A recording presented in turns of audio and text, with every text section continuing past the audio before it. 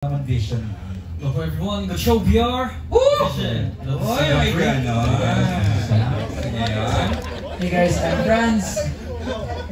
Hello po, I'm Vince. Franz, Vince. Bonjour, my name is Patrick. Sorry? Patrick. Patrick. And?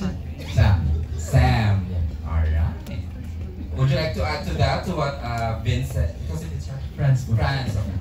Alright, so yung song po namin is very hopeful, but at the same time it's upbeat and parang may enjoy mo talagang pakinggan ito.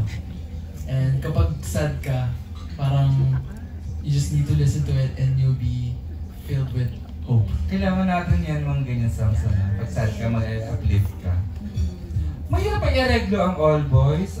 Ikaw ang ma-areglo nito, no? Ikaw na rin. Hindi po. Sino? Arranged by Nick Salek and Timothy Ray. Okay. Sir John, mawala din lungkot na. Well, Yata sa'yo.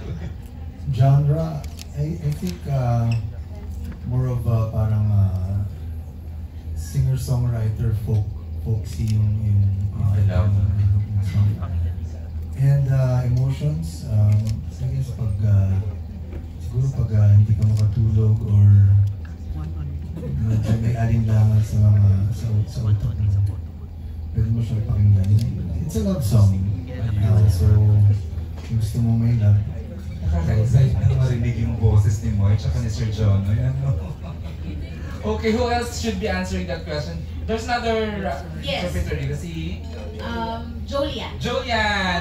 Okay. Hello, this genre is Bisaya pop. Yes, because I'm Savannah myself, and this is actually my first time releasing a song that I didn't have any hand in writing. But it's different, but it's also really interesting to be a vessel for another songwriter's art. So I'm really excited.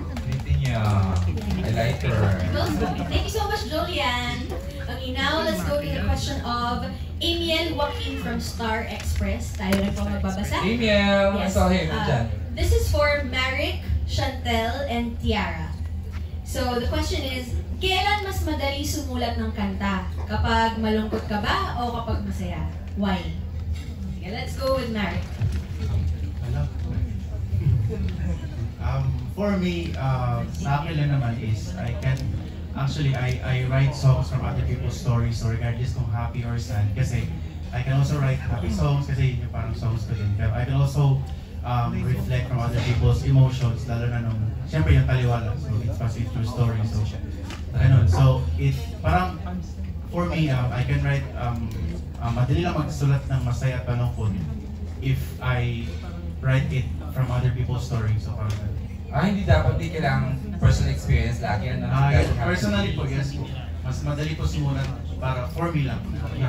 If it's from other people's story. Talaga? Yes po. Kasi parang last pa naman ang pain mo, ang pinagdaanan mo, you're young pa. Okay, who else? Thank you, Chantel. Chantel, beside. Online. So, yun mas nag-sulat kapag malungkot. Iyak na na. Yung song ko actually is a happy song. It's a happy song. Project. Pero when I was writing it, I was actually a little sad. Pero in my case, I decided to make it fun as a coping mechanism. Medyo emotional ako, pero I wanted to write something fun para ma-uplift ako. Minsan talaga yun therapy talaga ng songwriters. Sila talagang... Tagal you deal with music song interpreters, so you should know. Diba, PJI? Sana po. Okay, thank you, Chantel. Thank you, Chantel. Okay, Feel better soon. Now let's go to the next, Tiara. Tiara, Ayun. go ahead. Actually po, depende po talaga. Kasi minsan I can write pag masaya, minsan pag malungkot. Pero ang pinakamabilis po talaga pag may deadline. And then talaga, as in like, kailangan ko, oh my God, kailangan ko natapos. For example, pag paglaruan, dahil deadline na, kailangan kong tapusin agad. And medyo tricky din po kasi ako magsulat. Kasi with paglaruan, hindi siya masaya yung beat, pero may konting lungkot yung lyrics niya eh. So, medyo binibigyan ko ng conscious kasi ayokong pag nagsulat ako ng malungkot, mas malulungkot ako lalo. Gusto ko pag nagsulat ako ng malungkot na kanta, pag pinakinggan ko ulit, naka-move on na ako kasi masaya na siya pakinggan. So, yun po. Thank you. Thank you po. Moy, I have a question kasi late mamaya maririnig na ng buong mundo yung lahat ng 12 songs. Noted naman mga songs mo in the past na gagamit na theme song. In fact, gamitin theme song na paubayan na sa Star Cinema movie. Ano diba? Anong gusto mong maramdaman namin when we hear your song tonight with Sir John Ray? Kasi malinaw yung define yung music mo eh. But tonight, what can we expect sa music? I wanna ask Sir Ice then later on, the same question.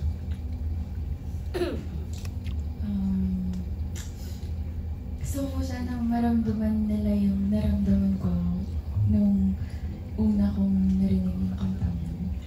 Kasi siguro, ano ba ito? Hello. Next question. So, bahala na kami mamaya pag narinig na namin. Bahala na lang. Pwede. But siguro, without saying too much, I think a lot of us struggle with overthinking and not knowing our worth and not knowing if we're worthy of love or not.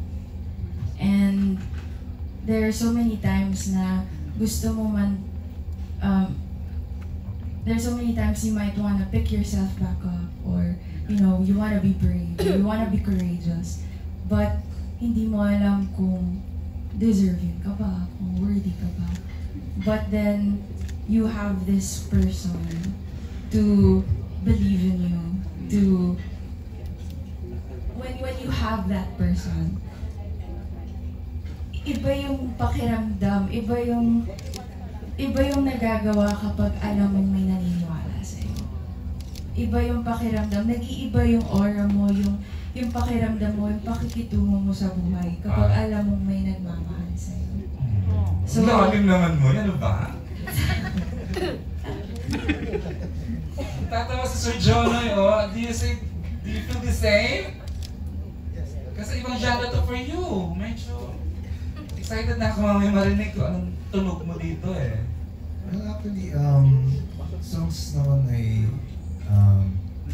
when you put out a song kasi, it's for them to feel it.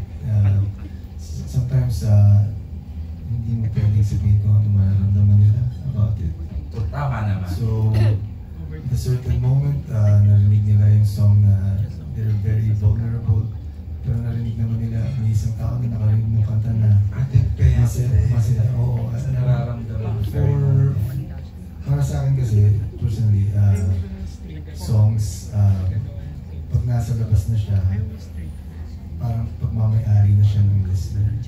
So they can feel what they feel. They want it. Parang ganun. Actually, totoo po yan. Kasi bilang hindi ko po ito sinulat and in-interpret ko lang siya. Kada balik po sa akin ng kanta kasi kailangan namin i-mix, i-approve.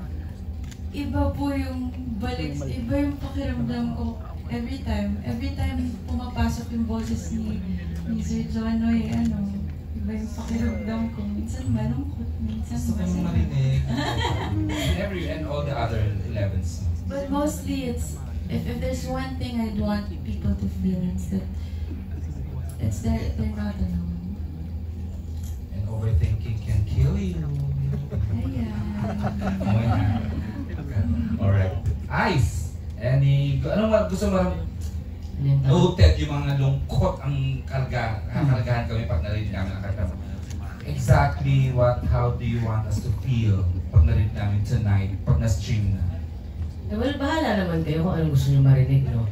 Pero, at saka maramdaman pag narinig. But, ako siguro, as someone who's been in a long-term relationship now, I've been married for 10 years. Diba, sometimes the beautiful love songs laging about the grandiosity of love, diba? ang laki ng pag-ibig, ang daming mga ginagawa ko ano-ano, the sacrifice, everything. Diba? And normally, yung mga magagandang love songs that pertains to the beginning of love, diba? Of a relationship. Siguro what's nice about ATM, it talks about the beauty of the mundane things.